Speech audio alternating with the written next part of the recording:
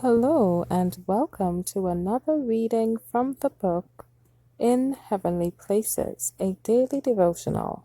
Today's reading is entitled A Memorial Before God, October 26th.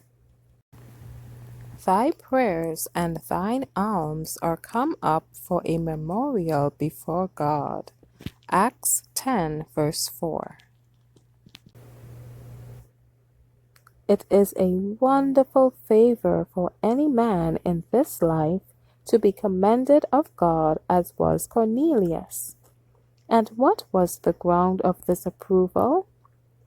Thy prayers and thine alms are come up for a memorial before God. Neither prayer nor almsgiving has any virtue in itself to recommend the sinner to God. The grace of Christ, through his atoning sacrifice, can alone renew the heart and make our service acceptable to God. This grace had moved upon the heart of Cornelius. The Spirit of Christ had spoken to his soul. Jesus had drawn him, and he had yielded to the drawing.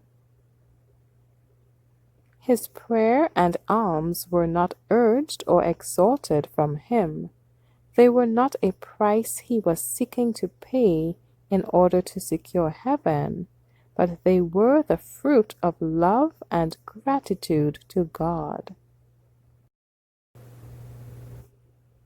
Such prayer from a sincere heart ascends as incense before the Lord, and offerings to his cause and gifts to the needy and suffering are a sacrifice well pleasing to him.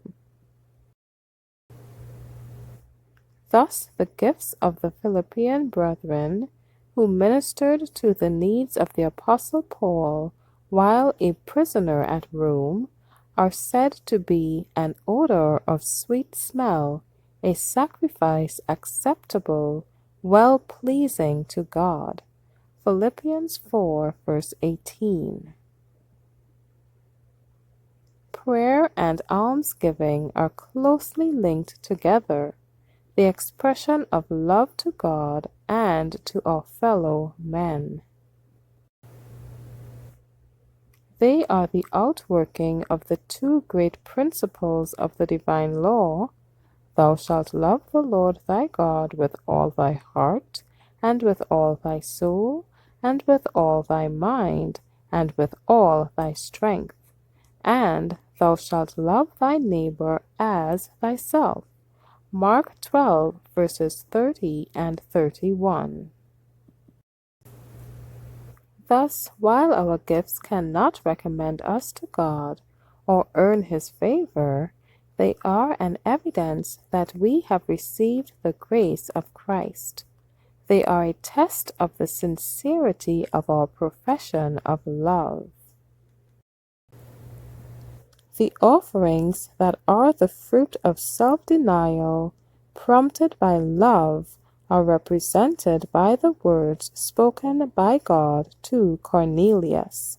Acts 10, verse 4 quoted. Who does not desire such memorials, deeds which are before God as a voice speaking in behalf of the human agent, keeping our names fresh and fragrant in the heavenly sanctuary? Thank you for listening today.